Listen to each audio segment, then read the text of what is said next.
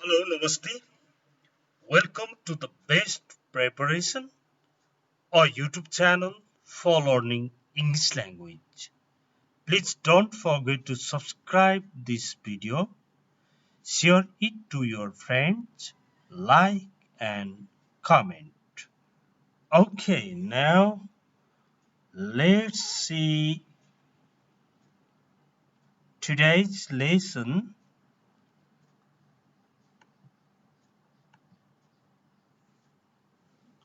Uh, in this lesson, I'm going to talk about the broad usage of not. Okay.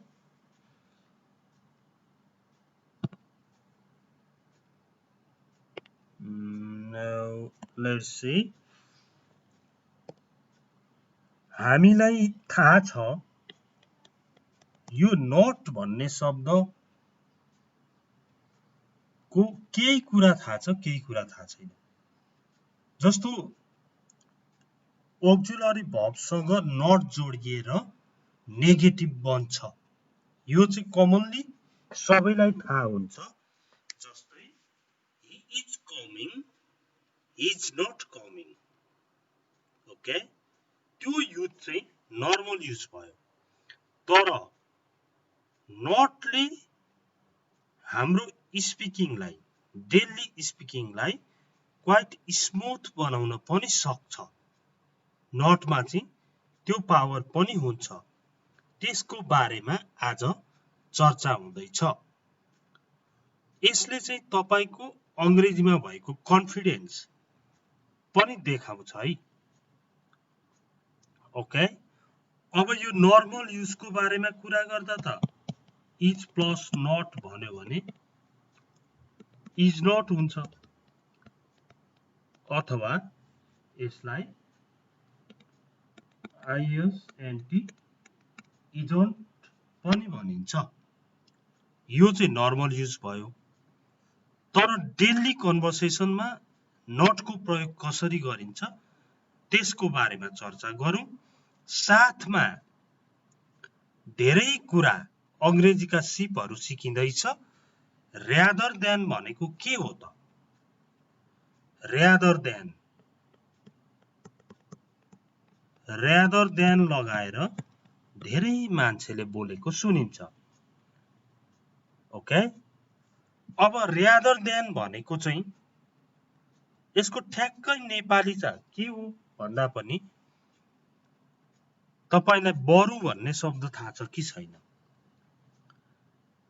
अब कसैलाई swimming जाउँ न भन्दा म स्विमिङ जानु भन्दा बरु फिल्म हेर्न पो जान्छु भन्छ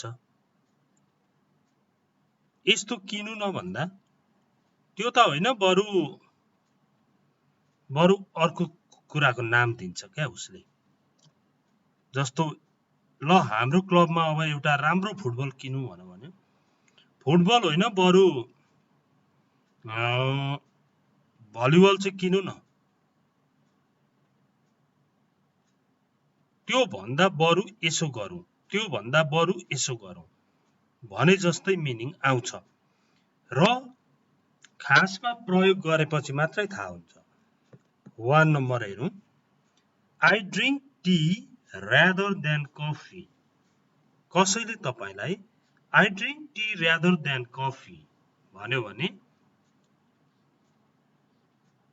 अब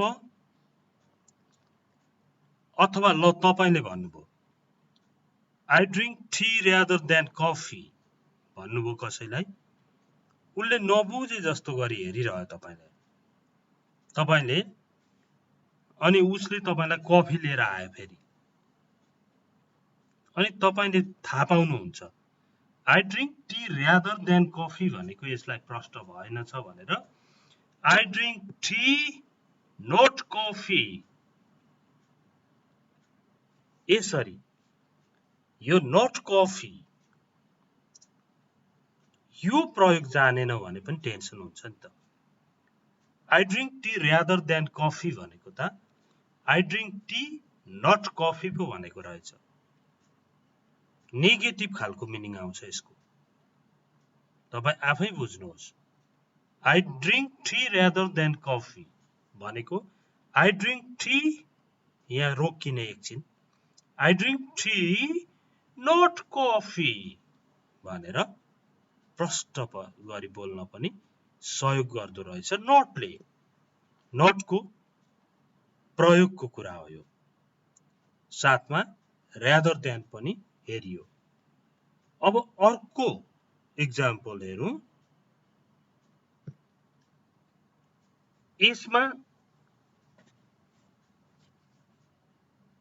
इन्स्टेड अफ भन्ने शब्द आएको छ, फ्रेज आएको छ। अब यो instead of, INSTEAD, instead OF of, instead of भनेको चाहिँ सट्टामा, सट्टामा, तर कस्तो सट्टामा भन्दा यसको सट्टामा अर्को भन्ने कुरा हो यो। अब तिमी बाइक किन्छौ होला होइन भनेको छ एउटाले, अर्काले भन्छ कि I want to buy a car instead of a bike. बाइकको सट्टा त म कार किन्न चाहन्छु। अब I want to buy a car instead of a bike, यो निकै बुझ्न गाह्रो जस्तो सेन्टेन्स भयो, हेर्नु है। I want to buy a car instead of a bike, यो तपाईले भन्नुपर्ने भयो म चाहिँ बाइकको सट्टामा कार किन्न चाहन्छु भन्नु पर्यो।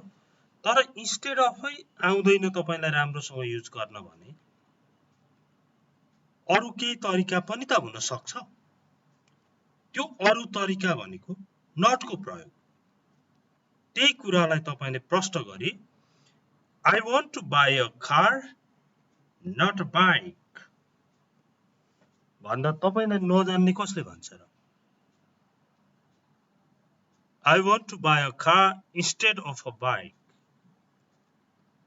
कोही ठाउँमा I want to buy a car not a bike भन्नुभयो भने तपाई पनि झन् कमान्डिङ भएर बोल्नु भएको छ। यो भनेको आखिरमा यो नै हो, म कार किन्न चाहन्छु बाइक होइन भयो। यो चाहिँ I want to buy a car instead of a bike, म बाइकको सट्टामा कार किन्न चाहन्छु instead of।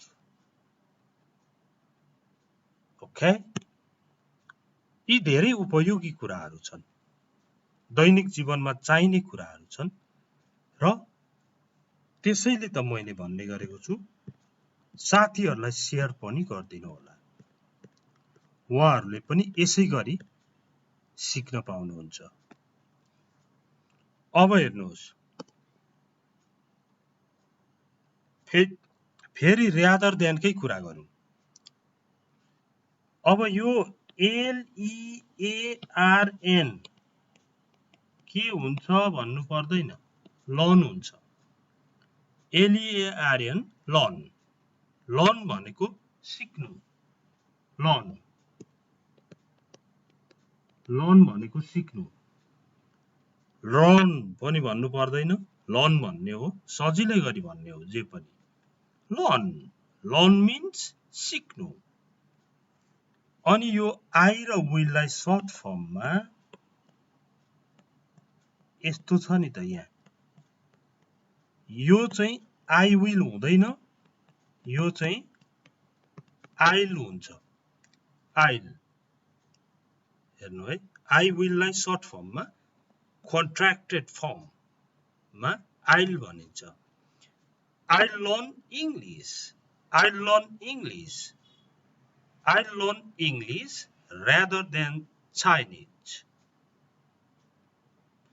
I learn English rather than Chinese. rather than को प्रयोग त्यही कुरालाई rather than मा तपाई कन्फर्म हुनुहुन्न भने I learn English not Chinese भन्दा पनि त्यही मिनिङ क्यारी गर्छ त्यही मिनिङ लाग्छ ओके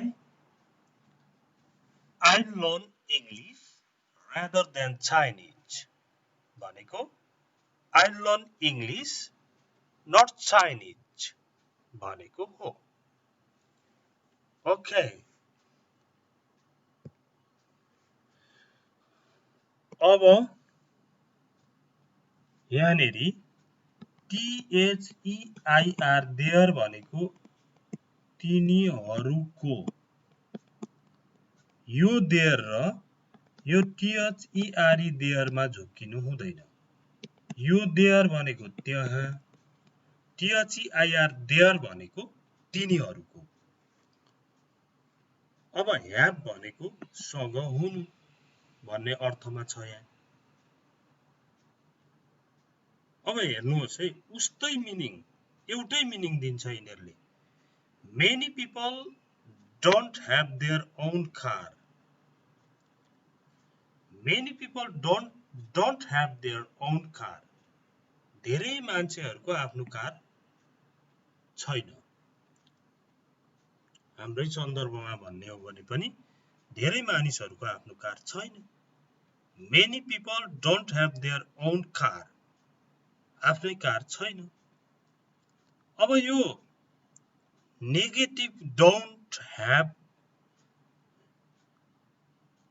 को बारेमा हैन नेगेटिभ बनाउन कन्फ्युज भइरहेको छ भने तपाईले यही कुरालाई not लगाएर not many people have their own car not many people have their own car भनेको many people don't have their own car को कार नै भनेको हो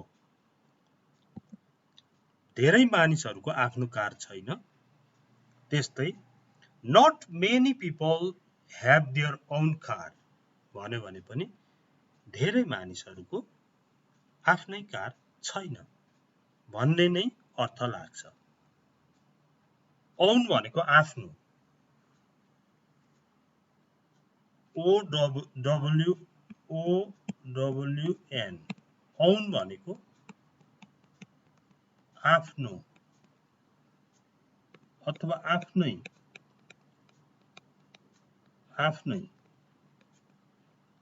his by own brother उ मेरो आफ्नै भाइ हो own brother own sister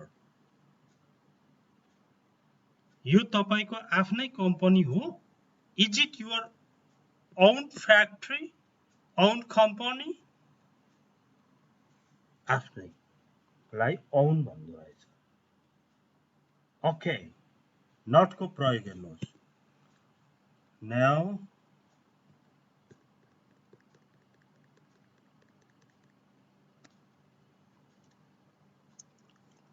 यसमा तपाई कन्फ्युज हुनुभयो र सोध्नु भयो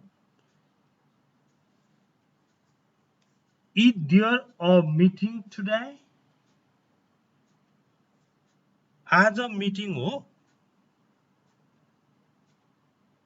Is there a meeting today आज छ मिटिङ भनेर सोध्दा Is there a meeting today भन्दाखेरि not को प्रयोग गरेर कसरी बोलिन्छ हेर्नुहोस् not today tomorrow यति भन्दा पनि पुरै सेन्टेन्स हुन्छ यहाँ अब is there a meeting today भन्दा no there is not a meeting today भन्नु अब no there is not a meeting today the meeting is tomorrow there is a meeting tomorrow कति लामो बोल्नु पर्यो तर not को प्रयोगले हेर्नु त भोलि छ मिटिङ चाहिँ तपाईले त्यही कुरा भन्नु पर्ने छ हेर्नु है Is there a meeting today भनेर सोध्यो not today tomorrow आज होइन भोलि not को प्रयोग. नेक्स्ट, अब तपाईले कुनै कुरा अर्डर गर्नुभयो, एकछिनमा फेरि त्यो अर्डर लिने मान्छे आयो, उसलाई कन्फ्युज भएछ. Did you order chicken momo? हजुरले चिकन मोमो अर्डर गर्नुभयो. अब तपाईले चिकन मोमो होइन बफ मोमो चाहिँ हो है भन्नु पर्यो. नट चिकन मोमो, बफ मोमो भनेर अर्डर भनेको अर्डर गर्नु. चिकन मोमो होइन बफ मोमो भयो. ORDER order. अर्डर भनेको अर्डर गर्नु नै हो. अर्डर गर्नु नै अर्डर हो. Did you order chicken momo? Not chicken momo, buff momo. अथवा not chicken, buff momo भने पनि हुन्छ. ओके, आज हामीले not को प्रयोगको बारेमा हेर्यौं. अब यहाँनेरि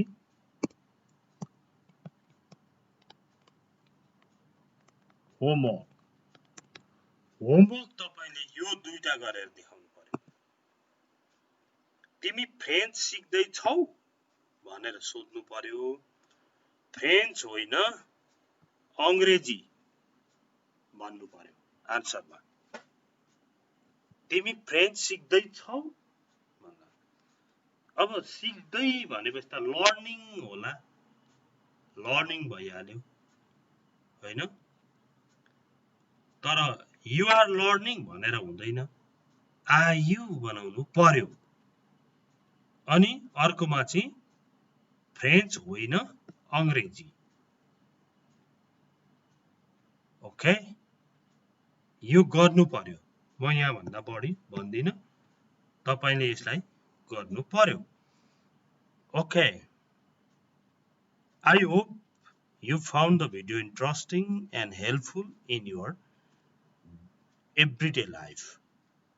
Thanks for watching this video. See you tomorrow. Bye-bye.